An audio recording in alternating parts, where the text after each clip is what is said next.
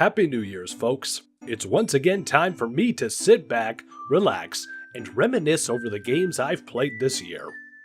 Well, I mean, I'm not relaxing, I'm editing this video, but the rest of you feel free to relax. You've earned it. So, like last year, I've decided to make a list of the games that I've played this year, ranking them from worst to best. And just a heads up, this is gonna be probably, like, the worst list you've seen. I'm not even kidding, there is not a single AAA title from this year on this list, because for some reason I still haven't played Fallout 76, Red Dead 2, or... any other AAA title. In fact, 3 of the 10 games on this list weren't even released in this year. But trust me, this list will at least be interesting. You remember me, right? Old trustworthy E-Dog? The guy who used to make multiple videos per week back in 2011? Where did I go wrong?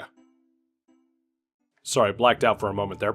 Anyway, let's look at the weakest game I've played this year with...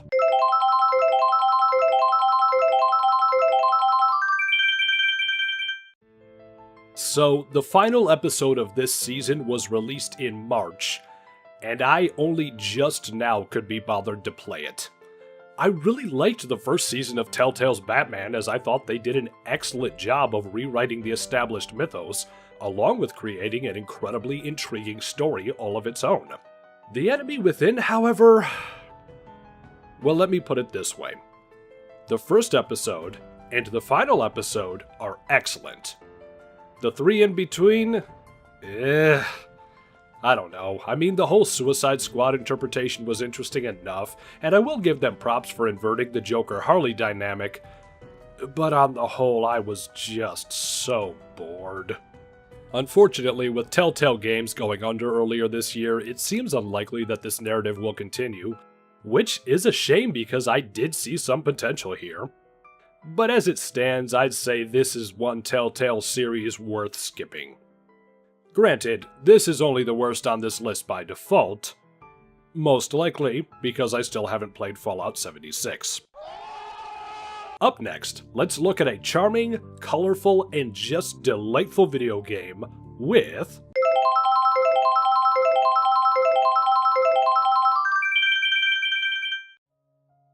Okay, listen. Listen. Are you listening? Okay, good. Now listen. This game is exactly what it looks like. It is literally just painting by numbers. Get back here, we're not done. So a couple of my Discord friends and I were looking over free games on Steam, and one of them sent us a link to this game. At first we all played along, mostly thinking, oh okay, this is nice, I guess we can play this for a while. 3 hours later, we were all still playing. 24 hours later, I'm still playing. 145 hours later, my friend is still playing. I mean, there's really not much to say about it. You literally just click on the numbers and paint them accordingly. But there really is something special about just sitting back, relaxing, and creating works of art. With 3 full art books, a community book, and several DLCs, there is easily over 100 hours worth of content, as evidenced by my friend. This is really just one of those games where it speaks for itself. So if you want a nice relaxing time waster, or just want to get in touch with your inner Bob Ross, coloring pixels is one delightful experience. And now for something completely different.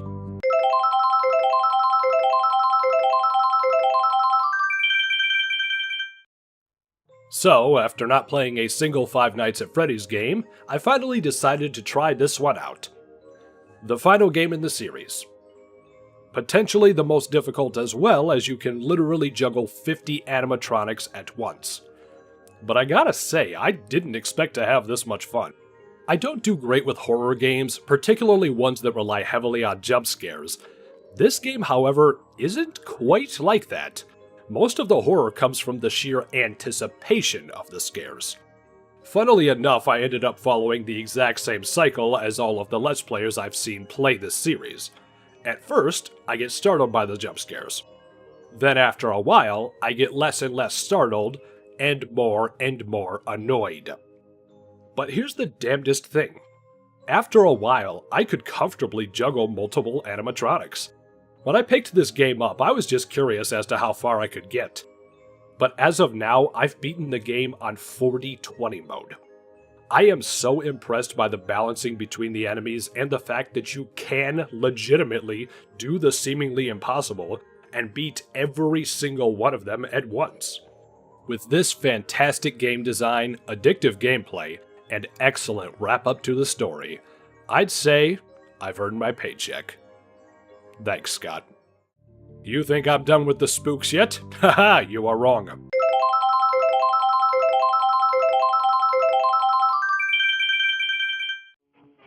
I was a little skeptical when I first downloaded this game. With the Cthulhu mythos having so much potential, there is also a ton of room to screw it up. I played through it the first time and thought, okay, this is a nice effort and an interesting enough story, I suppose. Nothing special. Then I played it 2 more times to get all of the endings and achievements. Oh, I missed one. Dang. This surprisingly deep and engaging plot was really one that crept up on me. At first, it really seems like the straightforward Cthulhu story, with a doomed protagonist uncovering a cult in a sleepy Massachusetts town, which will more than likely end with Cthulhu being summoned. But really, there is quite a lot going on behind the scenes. A painter summoning an extra-dimensional being, a doctor looking for the secret to immortality, and a mysterious cat saving a whaling economy. Even aside from the plot, the investigations and multiple paths through the mostly linear story make for a very rich and engaging experience. So, while entering the mouth of madness, encountering interdimensional shamblers, and witnessing things that should not be, at the very least, you won't be bored. Okie dokie, folks, now we reach the middle of the list. The middle of the list. The middle of...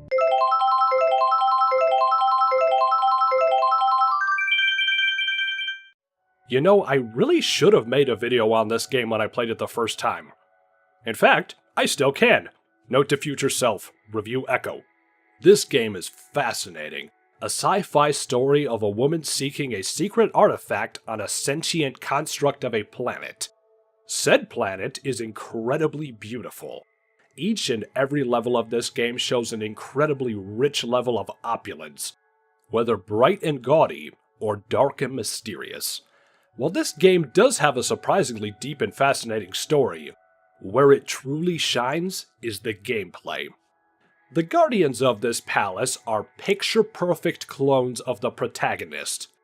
This is a little unsettling.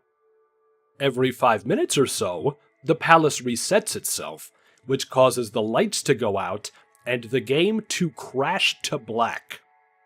This is very unsettling. Every single action that is taken by the main character is recorded by the palace. I'm talking crouching, running, vaulting, attacking, stealth takedowns, opening doors, eating grapes, you name it. As these actions are recorded, the AI learns from you. Every time the palace resets, whatever actions you took in the previous cycle can then be used by your opponents. This game literally uses your own tactics against you. This is extremely unsettling. I'm going to keep quiet on the remainder of the details because really, if anything I've said resonates with you, then I would highly recommend this gorgeous, intriguing, and hauntingly beautiful experience. Up next, let's take a look at a game that seemed to materialize out of absolutely nowhere.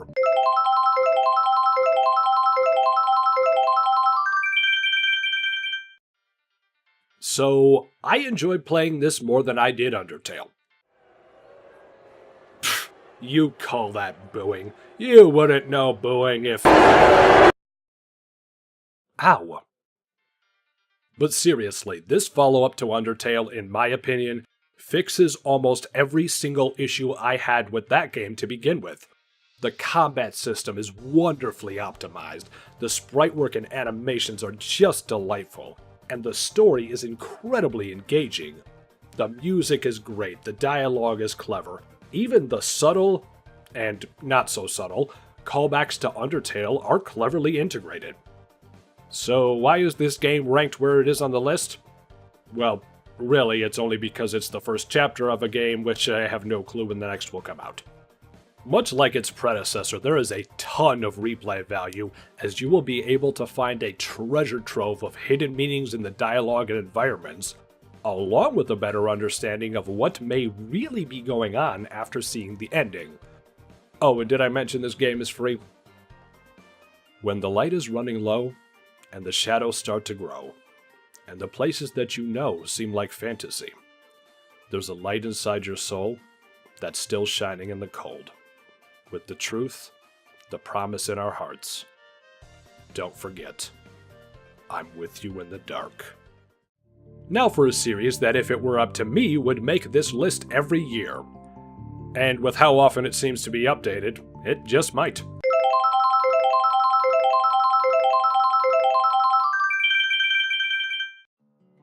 So, with only one episode released so far, along with its preamble, The Awesome Adventures of Captain Spirit, it may be a little early to say how this will all play out. That being said, these two games show some of the most intense and heart-wrenching narratives that I've ever experienced. This first episode follows an extremely tragic situation involving two brothers on the run after their father was killed, along with possibly other police officers on the scene. All of which happened after the younger brother Daniel discovered he had telepathic powers.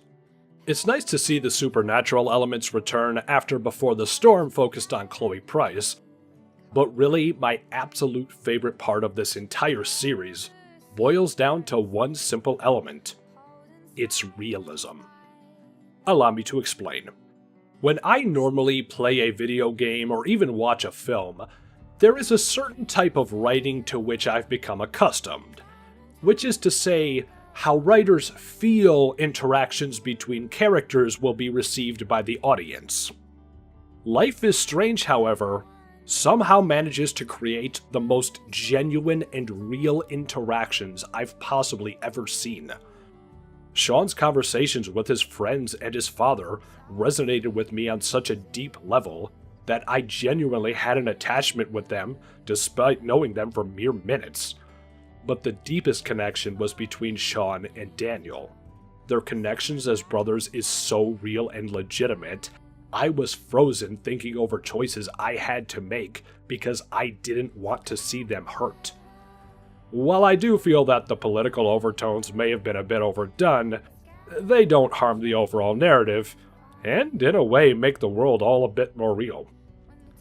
Life is strange, but it certainly can be interesting. And if you can come together to make each other stronger, you just may make it out alive. Keep that hair short.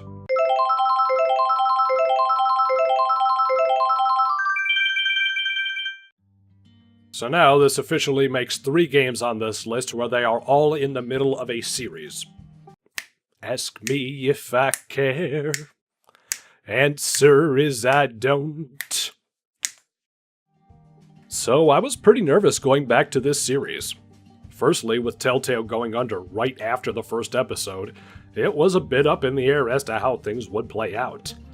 But the main reason for my hesitation was because Season 3 was garbage. Sorry if you enjoyed it. I hated it. I hated every single episode. But anyway, moving the focus back on Clementine and AJ, after years, both in-game and otherwise, of watching her grow as a character, was a refreshing change of pace. But on top of that, this season so far has introduced some very interesting and dynamic characters. One of the biggest problems I had with, well, all of the Walking Dead seasons, was that some characters were completely insufferable. Looking at you, Kenny. But at least so far, that doesn't really seem to be the case. On top of that, the more dynamic gameplay, greatly detailed graphics, and just overall more engaging storyline really made this a favorite for me. From fighting walkers to making friends to simply having a heart-to-heart, all of these moments kept me incredibly engaged. Add on a very surprising twist as early as the second episode, and I am incredibly excited to see how this all plays out. Until then, I'll keep myself prepared and just keep walking. So, neither of the final 2 games on this list came out in this year. In fact, one of them didn't even come out in this decade, or the previous one.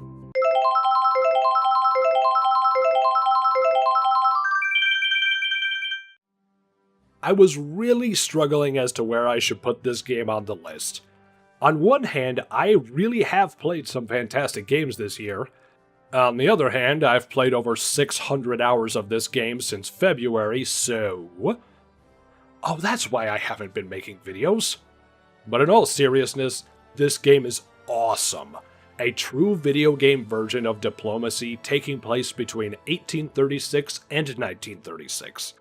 You truly get to watch the world change through some of the most interesting political climates in history. Firstly, you can choose to play as literally every single possible nation at the time, and with some clever gameplay, you can even release nations that didn't exist yet. The attention to detail is astounding, with historical events taken into consideration, even for nations that didn't exist at the time. Not to mention the amazing flags. Each and every game will play out entirely differently, with some nations getting the upper hand on others, or even some nations forming that never even existed.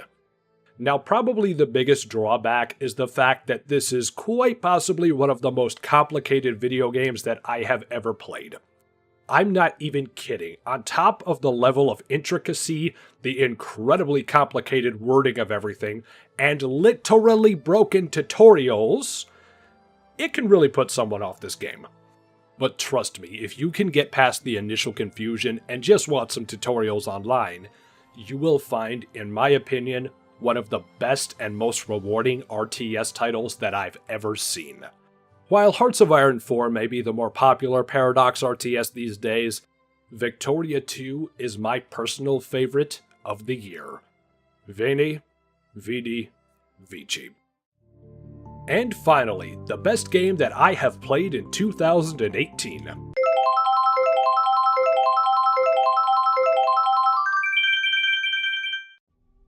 This is one of the greatest games that I've ever played. An older RPG that I picked up really more out of curiosity than anything else, has rewarded me with greatly intricate gameplay, a very rich and living world, and an incredibly powerful and touching story. This is not only the best game that I've played this year, but it is easily one of the best games I've ever played. A story taking place in the Planescape setting of Dungeons & Dragons follows the Nameless One, a man who, while immortal, is plagued with both amnesia and his past catching up with him. This isn't so much a game of becoming more powerful, but a game of rediscovering how powerful you were in the first place. As you explore the multiverse and meet some greatly fleshed out characters, you'll discover an interwoven story of love, loss, ambition, greed, and hopefully, redemption. I've stated multiple times that I have trouble playing older PC games. Normally, this is true. So let me put it this way. Once I finished this game, I immediately booted the game back up and started a new game. I don't think I've ever done that before. What can change the nature of a man? It's a question that is posed throughout the game, and depending on how things play out, you may not really get the answer. But if you pay close attention to the story, explore the rich dialogue, and dive deep into your character's history, you'll find the answer is surprisingly simple but incredibly powerful. I could go on and on about this game, but if there is anything you take away from this video, let it be this. Please play Planescape Torment. It is amazing. So while it may not have come out in this year, or this decade, or the previous one, Planescape Torment is the best game that I've played this year. Thank you so very much for watching, and Happy New Year. And to my regular subscribers, thank you for putting up with my hectic upload schedule. Will I be more productive next year? I don't know.